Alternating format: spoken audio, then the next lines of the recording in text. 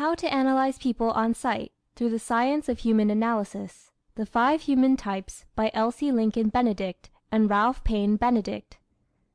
Part 1 of Chapter 1. The Alimentive Type. The Enjoyer. Note: bear in mind at the beginning of this and every other chapter that we are describing the extreme or unmixed type. Before leaving this book you will understand combination types and should read people as readily as you now read your newspaper. Those individuals in which the alimentive system is more highly developed than any other are called alimentives. The alimentive system consists of the stomach, intestines, alimentary canal, and every part of the assimilative apparatus. Physical rotundity. A general rotundity of outline characterizes this type. He is round in every direction. Fat rolls away from his elbows, wrists, knees, and shoulders. See Chart 1. The fat, overweight individual. Soft flesh thickly padded over a small-boned body distinguishes the pure alimentive type. In men of this type the largest part of the body is around the girth. In women it is around the hips. These always indicate a large nutritive system in good working order. Fat is only surplus tissue, the amount manufactured by the assimilative system over and above the needs of the body.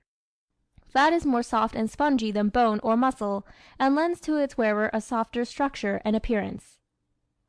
Small hands and feet.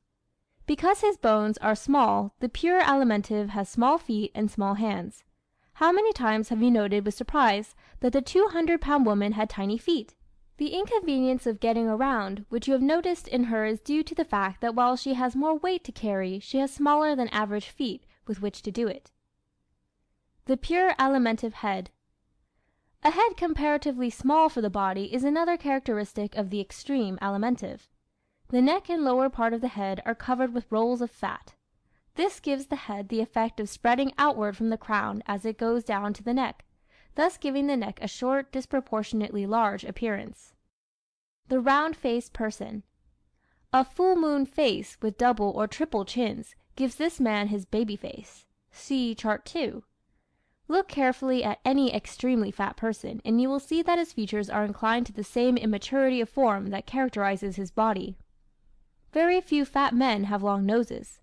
Nearly all fat men and women have not only shorter, rounder noses, but shorter upper lips, fuller mouths, rounder eyes, and more youthful expressions than other people, in short, the features of childhood. The entire physical makeup of this type is modeled upon the circle: round hands with dimples where the knuckles are supposed to be, round fingers, round feet, round waist, round limbs, sloping shoulders, curving thighs, bulging calves, wrists, and ankles. Wherever you see curves predominating in the physical outlines of any person, that person is largely of the alimentive type, and will always exhibit alimentive traits. The man of few movements. The alimentive is a man of unhurried, undulating movements. The difficulty in moving large bodies quickly necessitates a slowing down of all his activities. These people are easeful in their actions, make as few moves as possible, and thereby lend an air of restfulness wherever they go. Because it is difficult to turn their heads, extremely fat people seldom are aware of what goes on behind them. The fat man's walk. Very fat people waddle when they walk, though few of them realize it. They cannot watch themselves go by, and no one else has the heart to impart bad news to this pleasant person. Spilling over chairs. The fat man spills over chairs and out of his clothes. Big armchairs, roomy divans, and capacious automobiles are veritable dikes to these men. Note the bee-line the fat person makes for the big leather chair when he enters a room. Clothes for comfort. The best that money can buy are the kinds of clothes purchased by the alimentive whenever he can afford them. And it often happens that he can afford them, especially if the cerebral system comes second in his makeup. If he is in middle circumstances, his clothes will be chosen chiefly for comfort. Even the rich alimentive gets into something loose, as soon as he is alone. Baggy trousers, creased sleeves, soft collars, and soft cuffs are seen most frequently on fat men. Comfort is one of the very first aims of this type. To attain it he often wears old shoes or gloves long past their time to save breaking in a new pair. Susceptible to cold. Cold weather affects this type. If you will look about you the first cold day of autumn, you will note that most of the overcoats are on the plump men. How the Fat Man Talks. Never to take anything too seriously is an unconscious policy of fat people.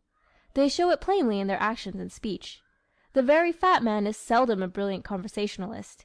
He is often a jollier, and tells stories well, especially anecdotes and personal experiences. Doesn't tell his troubles. He seldom relates his troubles, and often appears not to have any. He avoids references to isms and ologies, and gives a wide berth to all who deal in them. Radical groups seldom number any extremely fat men among their numbers, and when they do it is usually for some other purpose than those mentioned in the by-laws. The very fat man dislikes argument, avoids disagreeing with you, and sticks to the outer edges of serious questions in his social conversation. The fat man lives to eat. Rich food in large quantities is enjoyed by the average fat man 3 times a day and 365 days a year. Between meals he usually manages to stow away a generous supply of candy, ice cream, popcorn, and fruit. We have interviewed countless popcorn and fruit vendors on this subject, and every one of them told us that the fat people kept them in business. Visits the soda fountain often. As for the ice cream business, take a look the next time you pass a soda fountain and note the large percentage of fat people joyfully scooping up mountains of sundaes, parfaits, and banana splits. You will find that of those who are sipping things through straws, the thin folks are negotiating lemonades and phosphates, while a creamy frappé is rapidly disappearing from the fat man's glass. The deep mystery. "What do you suppose is making me so plump?" naively inquires the fat man when it finally occurs to him, as it did to his friends long before, that he is surely and speedily taking on flesh. If you don't know the answer, look at the table of any fat person in any restaurant, café, or dining room. He is eating with as much enthusiasm as if he had just been rescued from a 40-day fast, instead of having only a few hours before looked an equally generous meal in the eye, and put it all under his belt. The next time you are at an American plan hotel where meals are restricted to certain hours, note how the fat people are always the first ones into the dining room when the doors are opened. Fat-making foods. Butter, olive oil, cream, pastry, and starches are foods that increase your weight just as fast as you eat them, if your assimilative system is anything like it should be. Though he is the last man in the world who ought to indulge in them, the fat man likes these foods above all others, and when compelled to have a meal without them feels as though he hadn't eaten at all. Why they don't lose weight. We had a friend who decided to reduce, but in spite of the fact that she lived on salads almost exclusively for a week, she kept right on gaining. We thought she had been surreptitiously treating herself to lunches between meals, until some one noticed the dressing with which she drowned her lettuce, pure olive oil, a cupful at a sitting, because, she said, I must have something tasty to camouflage the stuff. An experiment. Once in California, where no city block is complete without its cafeteria, we took a committee from one of our human analysis classes to 6 of these big establishments one noontime. To illustrate to them the authenticity of the facts we have stated above, we prophesied what the fat ones would select for their meals. Without exception, their trays came by heaped with pies, cake, cream, starchy vegetables, and meat, just as we predicted. A short life, but a merry one. According to the statistics of the United States life insurance companies, fat people die younger than others. And the insurance companies ought to know, for upon knowing instead of guessing what it is that takes us off, depends the whole life insurance business. That they consider the extremely fat man an unsafe risk after 30 years of age is a well-known fact. I am interrupted every day by salesmen for everything on earth except one. But the life insurance agents leave me alone, laughed a very fat young lawyer friend of ours the other morning. And he went on ordering ham and eggs, waffles, potatoes, and coffee. That he is eating years off his life doesn't trouble the fat man, however. He has such a good time doing it. I should worry, says the fat man. It was no accident that Ishkabibble was invented by the Hebrew, for this race has proportionately more fat people in it than any other, and fat people just naturally believe worry is useless. But the fat man gets this philosophy from the same source that gives him most of his other traits, his predominating system. Digestion and contentment. The eating of delicious food is one of the most intense and poignant pleasures of life. The digestion of food, when one possesses the splendid machinery for it which characterizes the Alimentive, gives a deep feeling of serenity and contentment. Since the fat man is always just going to a big meal, or in the process of digesting one he does not give himself a chance to become ill-natured. His own and the world's troubles sit lightly upon him. The most popular type socially. The life of the party is the fat man, or that pleasing, adaptable, feminine creature, the fat woman. No matter what comes or goes, they have a good time, and it is such an infectious one that others catch it from them. Did you ever notice how things pick up when the fat one appears? Every hostess anticipates their arrival with pleasure, and welcomes them with relief. She knows that she can relax now, and sure enough, Fatty hasn't his hat off till the atmosphere shows improvement. By the time Chubby gets into the parlor and passes a few of her sunny remarks, the wheels are oiled for the evening, and they don't run down till the last plump guest has said good night. So it is no wonder that fat people spend almost every evening at a party. They get so many more invitations than the rest of us. Likes complacent people. People who take things as they find them are the ones the Alimentive prefers for friends, not only because, like the rest of us, he likes his own kind of folks, but because the other kind seems incongruous to him. He takes the attitude that resistance is a waste of energy. He knows others and easier ways of getting what he desires. There are types who take a lively interest in those who are different from them, but not the Alimentive. He prefers easy-going, hospitable, complacent friends whose homes and hearts are always open and whose minds run on the simple, personal things.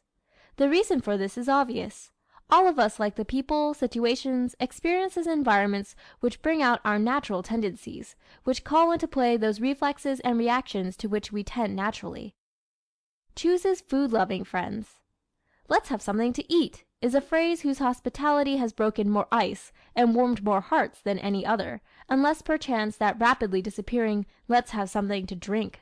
The fat person keeps at the head of his list those homey souls who set a good table and excel in the art of third and fourth helpings.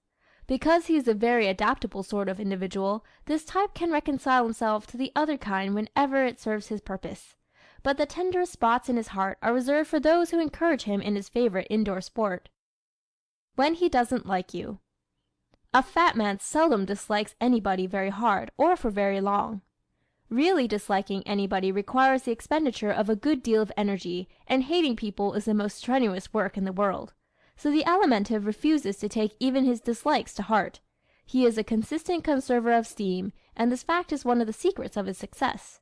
He applies this principle to everything in life, so he travels smoothly through his dealings with others. Holds few grudges. "Forget it" is another phrase originated by the fat people. You will hear them say it more often than any other type. And what is more, they excel the rest of us in putting it into practice. The result is that their nerves are usually in better working order. This type runs down his batteries less frequently than any other. Avoids the ologists. When he takes the trouble to think about it, there are a few kinds of people the Alimentive does not care for. The man who is bent on discussing the problems of the universe, the highbrow who wants to practice his new relativity lecture on him, the theorist who is given to lengthy expatiations, and all advocates of new isms and ologies, are avoided by the pure Alimentive. He calls them faddists, fanatics, and fools. When he sees a highbrow approaching, instead of having it out with him as some of the other types would, he finds he has important business somewhere else. Thus he preserves his temperature, something that in the average fat man seldom goes far above normal. No theorist. Theories are the bane of this type. He just naturally doesn't believe in them. Scientific discoveries, unless they have to do with some new means of adding to his personal comforts, are taboo. The next time this one about fat men dying young is mentioned in his presence, listen to his jolly roar. The speed with which he disposes of it will be beautiful to see. Say, I feel like $1,000,000, he will assure you if you read this chapter to him, and I'll bet the folks who wrote that book are a pair of grouches who have forgotten what a square meal tastes like. Where the T-bones go. When you catch a 3-inch steak homeward bound, you will usually find it tucked under the arm of a well-rounded householder. When his salary positively prohibits the comforts of parlor, bedroom, and other parts of the house, the fat man will still see to it that the kitchen does not lack for provender. Describes his food. The fat person likes to regale you with alluring descriptions of what he had for breakfast, what he has ordered for lunch, and what he is planning for dinner. and the rare bit he has on the program for after the theater. Eats his way to the grave. Most of us are committing suicide by inches in one form or another, and always in that form which is inherent in our type. The Alimentive eats his way to the grave, and has at least this much to say for it: it is more delightful than the pet weaknesses by which the other types hasten the final curtain. Diseases he is most susceptible to. Diabetes is more common among this type than any other. Apoplexy is next, especially if the fat man is also a florid man, with a fast heart or an inclination to high blood pressure. A sudden breaking down of any or several of the vital organs is also likely to occur to fat people earlier than to others. It is the price they pay for their years of overeating. Overtaxed heart, kidneys, and liver are inevitable results of too much food. So the man you call fat and husky is fat but not husky, according to the statistics. Fat men and influenza. During the historic Spanish influenza epidemic of 1918, more fat people succumbed than all other types combined. This fact was a source of surprise and much discussion on the part of newspapers, but not of the scientists. The big question in treating this disease and its twin, pneumonia, is, will the heart hold out? Fat seriously handicaps the heart. The fat man's Ford engine.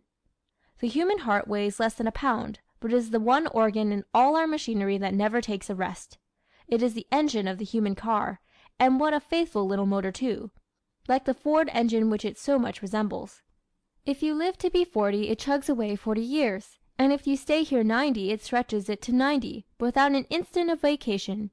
But it must be treated with consideration, and the first consideration is not to overwork it. A Ford engine is large enough for a Ford car, for Fords are lightweight. As long as you do not weigh too much, your engine will carry you up the hills and down the dales of life with good old Ford efficiency and at a pretty good gait. Making a truck out of your Ford. But when you take on fat, you are doing to your engine what a Ford driver would be doing to his if he loaded his car with brick or scrap iron. A Ford owner who intended to transport bricks the rest of his life could get a big cylinder engine and substitute it for the original, but you can't do that. This little 4-cylinder affair is the only one you will ever have, and no amount of money, position, or affection can buy you a new one if you mistreat it. Like the Ford engine, it will stand for a good many pounds of excess baggage, and still do good work.